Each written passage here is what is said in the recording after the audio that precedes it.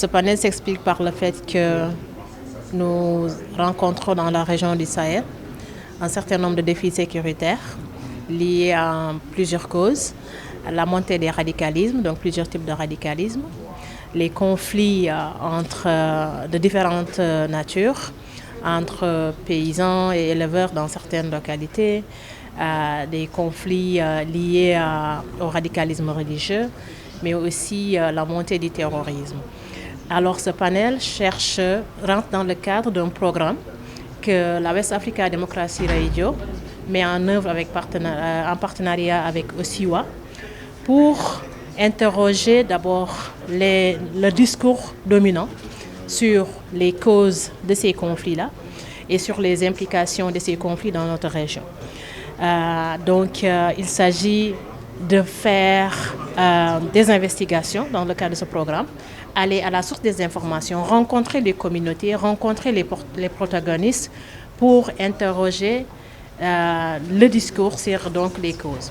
Il s'agit de revoir quelles sont les problématiques qui sont au cœur des conflits dans la zone du Sahel. Ce sont d'abord des problématiques de développement économique, d'inégalité sociale, d'exclusion, qui poussent certains, surtout les jeunes, à être enrôlés dans des mouvements violents et aussi qui déstabilisent, disons, nos sociétés. Donc, il s'agit aussi de revoir comment est-ce que nos États gèrent ces conflits-là, comment est-ce que nos armées gèrent ces conflits-là et quelles sont les implications en matière de droits humains. Ces implications, souvent, ce sont des lois, par exemple, sur le terrorisme, sur la cybersécurité, sur le financement des organisations de la société civile. Le Sénégal est dans une sous-région qui est un peu en feu partout. Nous voyons ce qui se passe au Mali, nous voyons ce qui se passe au Nigeria, qui expérimente, qui est en train de vivre plusieurs types de conflits. C'est la même chose au Burkina et ailleurs. Pour l'instant, le Sénégal est épargné, mais nous ne sommes pas à l'abri. Et donc, parce qu'à cause de la porosité de nos frontières, mais aussi à cause de la circulation des personnes et des armes que l'on ne maîtrise pas toujours. Donc, c'est pour cela qu'il est important pour les Sénégalais de s'intéresser à ces questions-là.